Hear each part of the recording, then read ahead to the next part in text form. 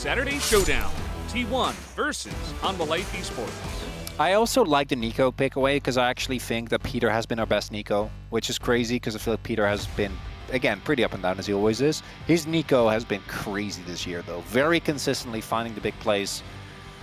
For Guma into the Corki, Sivir, just a rising pick. In general, I do think that this is the type of comp that nameplates off would worry me because both Ryze and Sivir don't have a lot of pressure early on. I think your skirmishing outside of Xin is a little lackluster.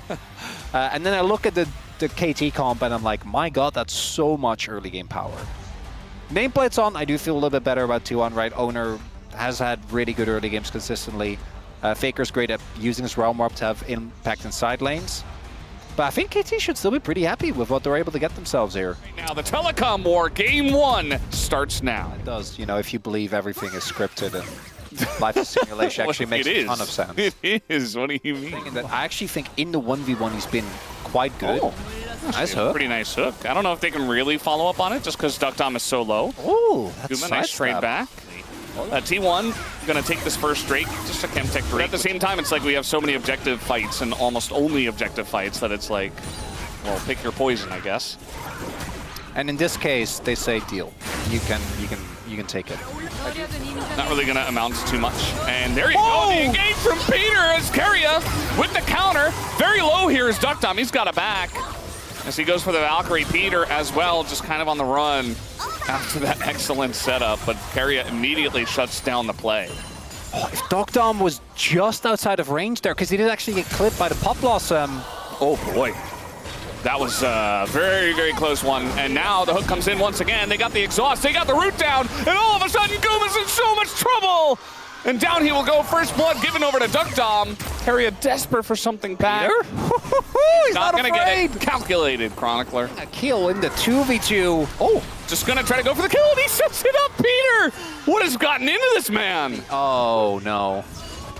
Well? No, wait, let him live! No, phase rush. Oh, no, he hit the minions. One more Q, wait for the... Oh, he Yeah. read him. Easy. Read him like a book. Let's see how this one's gonna go. Looks like KT want to fight, especially Peter's probably pretty we're good. full committing! Full commit, 100% 5v5 on the Mountain Drake.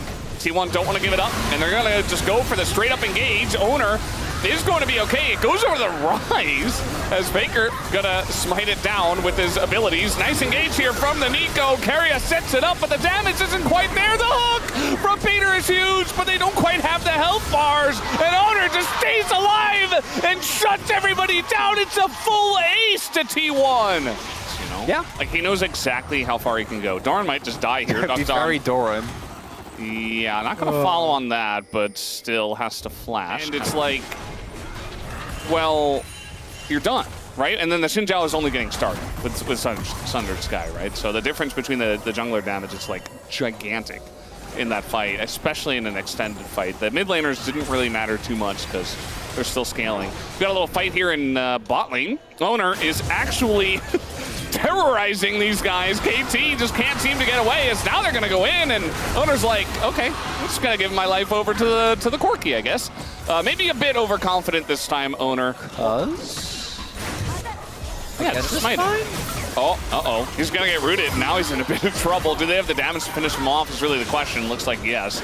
As Owner shows up and he's like, you know what, I just died. Got the reset on my my streak. Let me get the kill. He's not like massively ahead, but he's farming well for himself. As the front line, here's Cuz in a lot of trouble. The clone times out, and he gets away. Looks like someone wanted to face check. We've seen T1 do these a million times, right? Like the mid-game tempo swing, get Herald, immediately throw it down mid.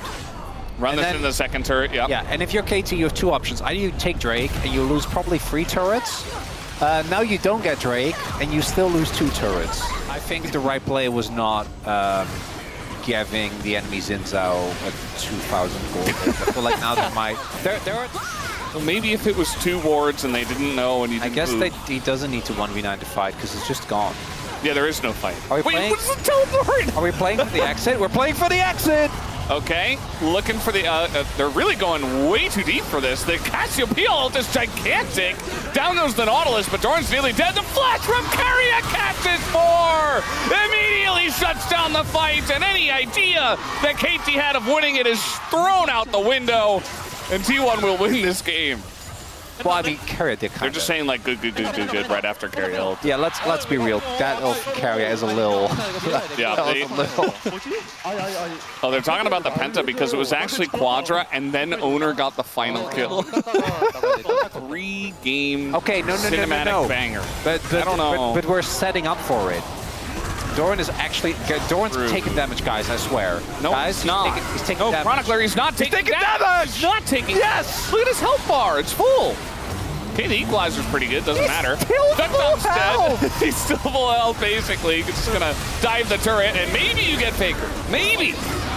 And will they? Looks like no. You're not even gonna get Faker. Let's just TP in the mid. All of us. The Mountain Drake. The Dragon? The Mountain Drake. Was that was a clean ace. Oh. It's pretty rough, and now Carrier's got the angle. He's only going to find the Nautilus this time. Little for fun engage. Again, they can kind of just do whatever they want. Down goes the Nico, but what do they care? Everybody throwing everything into Owner. That's a big shutdown for the Corki. Perhaps getting a little bit ahead of themselves. They did have an 11,000 gold lead, and they still do. Okay, little turn, a little engage here from KT. Gonna find Doran. Looking for the turn themselves, and there's the ult and a 3, and Doran, he's certainly taking damage. They finally got him, and this time Carrier has his flash, and it's just the end of it all. Looks like finally they've got a wave in mid, and they can finally end this game. Ooh, not a clean ace on that one. That is a bummer. Yeah, you know, they could have had their 3rd clean ace of the game, but... Yeah, this is a massacre. Yeah. Falvis. And I want to, again, repeat myself. I think KT, obviously they lost the fights, but I think a lot of their fights, like the decisions that were made, right, the setup, it didn't make us go, what are you doing? It just made us go, okay, makes that. They just got out-executed. They just got outplayed. T1's just better in this game, number 1.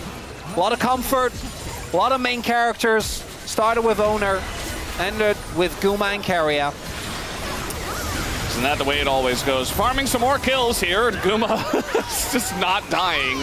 And it's gone legendary in this game. There you go. Like, on the top half of list of problems with that game, it was one fight, and then it was a second fight, and then the game was done.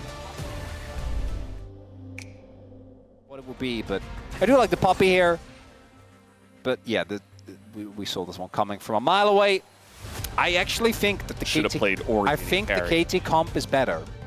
I am looking at this. I am seeing really good disengage.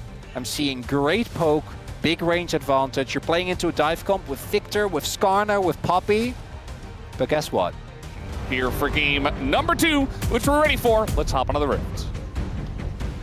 Absolutely. I mean, there's a lot of game to be played. A lot of League of Legends left. Possible double dives being set up. Double dives! Into the wall he goes, and, well, he looks like he might get away. Meanwhile, up in the top side, we do have the Counter-Strike coming down, and first blood goes to Rakan! Carrier turned it around, and finally Peter got the kill, but Rakan got a double kill. Meanwhile, we got Perfect, is being dove, and he will be taken down. So at the end of the day, T1 get 3 kills, and Guma catches the wave. Yeah, I'm not feeling super about this whole this whole situation because I was wondering what you meant. Yeah, I'm not super excited. I don't know. I'm just the turret didn't reset, so the turret just completely bodies. That's a 1v2 kill, and then here actually nicely played out. Counter-Strike obviously gets a crazy amount of value, so you bait that out, you leave, you wait. Red buff gets Owner aggro, no biggie. He wasn't afraid of anything. This is clean. Very straightforward. Has the movement speed from his Q that did tag. This Dragon is going to go over to T1 pretty much for free. Setting up for a contest towards the Grubs here. All right, well, it's going to find a couple of guys here and gets impaled as well. Just not fair, but Carrier, he face checks and he gets punished for it. I'm Rakan, it should be fine, right? Well, I saw Nocturne in the area, like Oh, no way. What? Meanwhile, we got a play up in the top side because we got a Varus solo laning into a Gwen. Where have we seen a situation like this before, Chronicler? Yeah, Nongshim did this as well. E8 engine actually has its... Oh, guys. We got League of Legends interrupting us. Yep, they did the combo into... Why is Varus alone again? What is that? He was under the turret. It doesn't matter. It's Nocturne Rakan. All right, we're playing for the Infernal Drake. Well, we're helicoptering here, and Peter just canceled it with the back, as now we're going all in onto that back line. Very nice disengage with the Impale, but I just don't think it matters. Tavares doesn't get to play the game. It's so sad for Duckdom. His 4th death. Meanwhile, we had a solo kill in top. Doran just taken down perfect. I think, you know, T1, they're just firing on all V8 8 cylinders. And it's a really scary thing to see. And KT are just not able to stand up to them right now. As this too is Doran. Riftmaker done. That's one. Has the Ignite. That's the next 3 needles. Oh, hits all of them. Mm-hmm. So very nicely calculated by Doran. Obviously, Perfect was not ready for that. Faker that side lane. Cancel. And we got a Nocturne on the way. Here we go. It's a level 6 Poppy, and Owner's just so strong with the Hex Plate. He's not actually going to get the kill, funnily enough. Meanwhile, we're diving Duckdom. Leave Duckdom alone! No, T1 have other ideas, and they're just both diving him. And down he goes again for the 5th time. Poor Duckdom. Poor Ducky Duckdom. Just nothing he can do. Faker's dead, by the way. Owner might follow, as a laser might come through. Flash is there, and the tanking comes in. The laser is going to miss, and Keria is... He's also here! You don't have to do this. Anything about that could be fun to cover. I am curious about horsepower, because I heard that... Isn't it just actually like... Well, we're getting interrupted again. It looks like Cuz might go down this time around. Gets taunted after his little dig through the wall. And the question is who gets the kill. It will be Guma. Keria, of course, is diving the turret because he's got Owner on the follow-up. And the dive comp, which is this far ahead, just gets to do whatever they want. Gonna get the taunt down. Don't need to kill the turret because, you know, that makes it more interesting and more cool when you go for the dive. No, Duckdom, he's stuck. He can't be on vision. It's the Duckdom gank. Get him, Duckers. Get him, Ducky Duckers. Do you do enough damage before dying? Doran got the kill! No! Okay, all right, he did it. Oh, no. Oh, no. They're calling from so different ends. It's Keria! Keria's TP, and they can't see him. They don't know. And it's just the Omega flank into the Galio onto 3. And there you go. The Impale does go out down onto Owner, so maybe they can get the Nocturne here, but the Feathers will get the job done. And Guma says, good night. See you. Rakan is crazy. Is really good. Where is Faker? No, Faker's zoning BDD. All right, can Faker get out? The reinforcements are on the way, certainly. I don't think so. Yeah, no, he's going to be slammed to the wall. It's going to be the end of that. 6-13 over to Cuz. And I don't know if they really care as Keria is going in. It is a 4v5, but they don't really care. Now they seem to actually take their foot off the pedal a little bit. Do they care? Little caring? They care a little bit, yeah. I'm sure there's more like... That's close enough. Erudite phrasing, but I can't think of it right now. He has Impale, so he's just going to land it. Uh-oh, T1. What's going on here? That's another pick. They're going to get Owner down. There's no Baron. He really wants it. And he might be able to find Cuz here. Not going to get the knock up. And he doesn't have the quickness, but he does have a Galio and Desire. So that's going to be enough for that. But also given... You know, shortly we'll be going over to T1. Also given T1's reputation as a team, right? Like, they're not afraid to dive. All right, here we go. Speaking of which, not afraid to dive. They go straight in, they find the Victor, and they did not find the Varus, funnily enough. But they're going to kill the front line anyway. They get Cuz to flash on over. They're going to find the Victor once again. And down goes Peter, just a casualty in the middle of it all. As Faker, really something personal against BDD. Lands like 3 taunts in a row onto the Victor. And BDD eventually does go down. Maybe it's just my bias, but I think that's what I would do. So I did vote for Owner initially, but I had to pivot. The recon plays are just too crazy. He is a take-backer. I am. I'm a flip-flopper. Wow. Call me Raz. All right, Raz. They're going to engage, and yeah, they're going to take down the Poppy. Doran maybe in a little bit of trouble. He is very tanky, though, and eventually does go down. Looks like he was just trying to tank for the team as they take down the Nexus. Guma. Oh, he's actually going to be taken down right before the Nexus does explode. I'm sure he's okay with that. It's a long road for KT. You know, they take a loss because if you can't figure it out, you know, because you got to go up against Gen G. You got to go win some 2-0s, I think. Not 100% sure how to even that up. But yeah, Guma. Lots of damage on the Xayah. I'm sure there's going to be some Guma voters out there in the interwebs. I do wonder if any of our actual voters here on the LCK will vote for him. And he is going to pick it up. His Nico engages were just insane. Like, he always had the perfect angle. And then his Rakan, like, he peeing behind the team? Are you kidding me? If it was a game one, I would have if it was a POG ride, definitely would have voted for Owner in game one. I think that he did so much heavy lifting. Even though the Nico was good, I feel like at that point the game was kind of won. Yeah. But Keria still played amazing.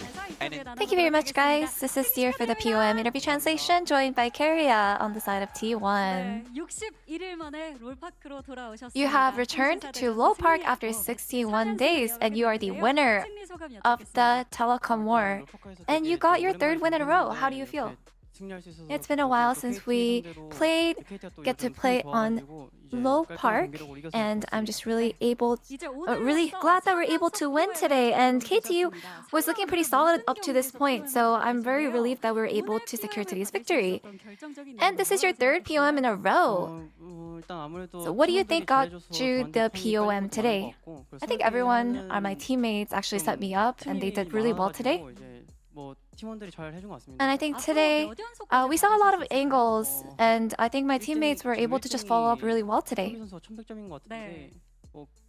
I think number one in the POM is Chovy right now, so my goal is to reach him.